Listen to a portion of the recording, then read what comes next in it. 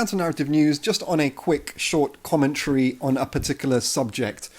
It's on the issue of modern fascist collaboration from the left, what people call red-brown politics.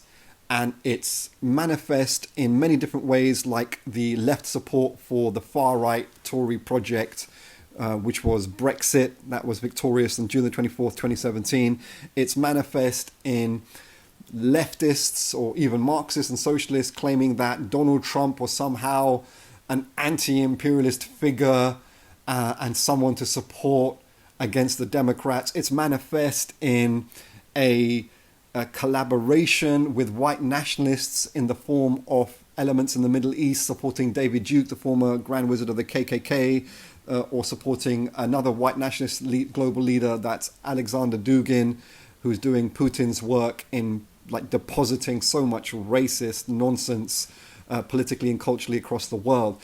But to focus on this for a second, it's the interesting thing here and the deeply problematic thing here is that there are a lot of Western leftists or leftists based in the West who are battling this red-brown politics, but in a limited and narrow way, and I'll come to that critique in a second.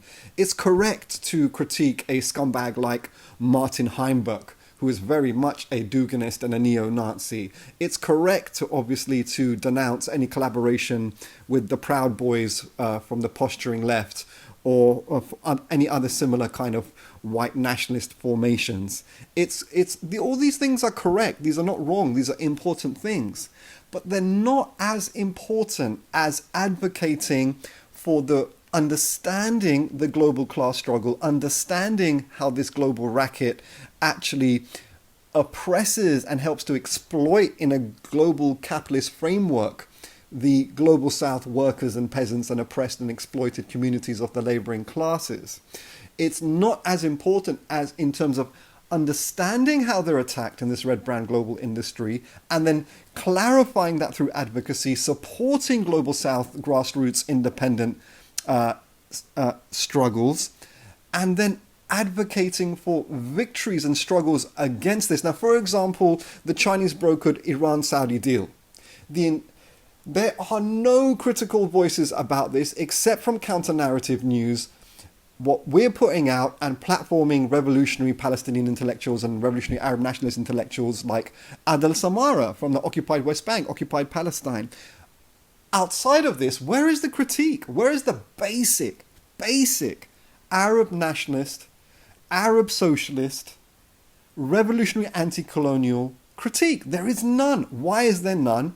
Because the Red Browners have welcomed it like a great historical victory that is somehow the savior of the people of the region. It's just incredibly ridiculous. So really, we'd like to encourage people in that direction. Yes, these red-brown forces are creating havoc in Western states. That's true. It's creating havoc for the potential of the socialist struggle there. But like Ho Chi Minh said to the French Communist Party, if you're not going to support the anti-colonial struggle, then what kind of communist are you at all anyway?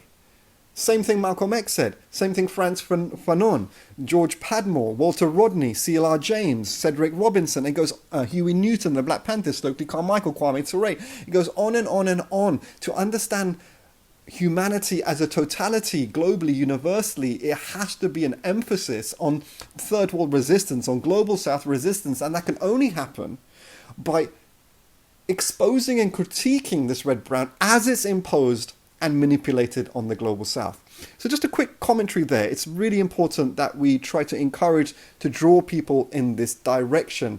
If the radical and revolutionary left, anti-colonial left, is to see any rejuvenation because its defeat has been conducted primarily by means of Western neo-colonialism that defeated the socialist bloc by 1991, and then drawn into that to add and to deepen the defeat, then the Red Browners come in, particularly from the Moscow pole, and it deepens the defeat, and it deposits and it pushes the global working classes, the black working classes, into a deeper manipulated oppression. Many thanks.